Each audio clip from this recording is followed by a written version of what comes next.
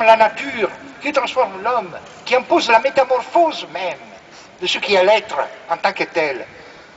Dans quelle mesure tout ça devient central? Le choix est ça. Marx a expliqué ce rapport en disant qu'il y a des forces productives et des rapports de production. Les forces productives sont les puissances de l'être.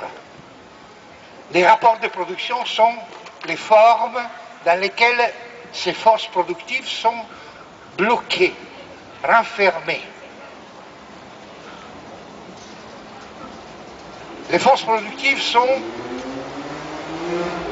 la nouveauté de l'être, le surplus du travail. Les rapports de production sont la façon dans laquelle ce surplus du travail est approprié par des parts de la société, par des éléments de la société, par les institutions sociales. De quel côté on peut être? D'un côté des forces productives ou du côté des rapports de production?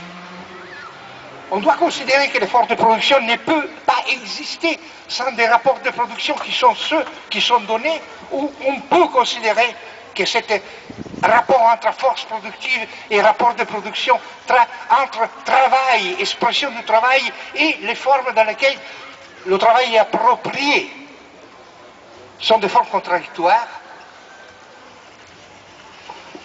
Ce qui est intéressant, c'est que la modernité se divise sur ça. C'est pas... Le problème n'est pas posé comme Marx le pose. Le problème est posé avant.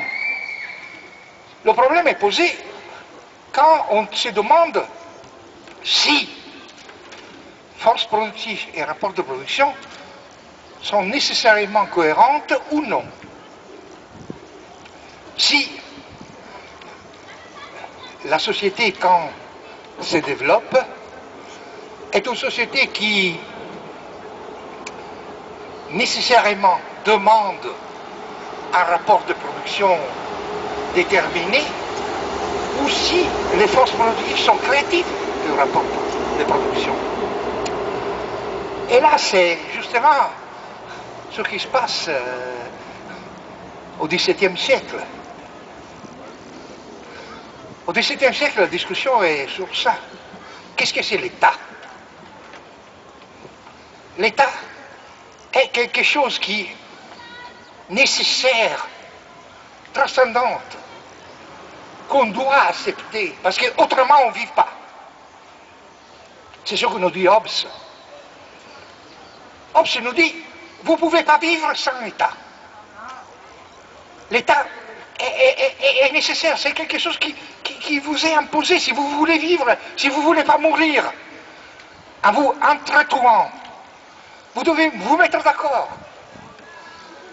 Vous devez vous mettre d'accord. Le devoir de se mettre d'accord est un transcendantal absolu. Ou autrement, Spinoza vous dit, mais non, tranquille, restez tranquille. Vous pouvez travailler. L'homme, la seule chose qu'il déteste est la solitude. C'est un processus naturel, construire des institutions. Se mettre ensemble. Réjouir de notre travail. S'organiser. Ça c'est la transcendance et l'immanence. Un pouvoir qui vient de dehors, un pouvoir qui vient de puissance, on l'appelle. On l'appelle même pas pouvoir. Qui vient de l'intérieur. Du rapport entre nous. Comme ici. Et c'est ça, c'est ces moments magiques dans l'histoire. En plus, dans l'histoire d'Hollande, des Pays-Bas, non?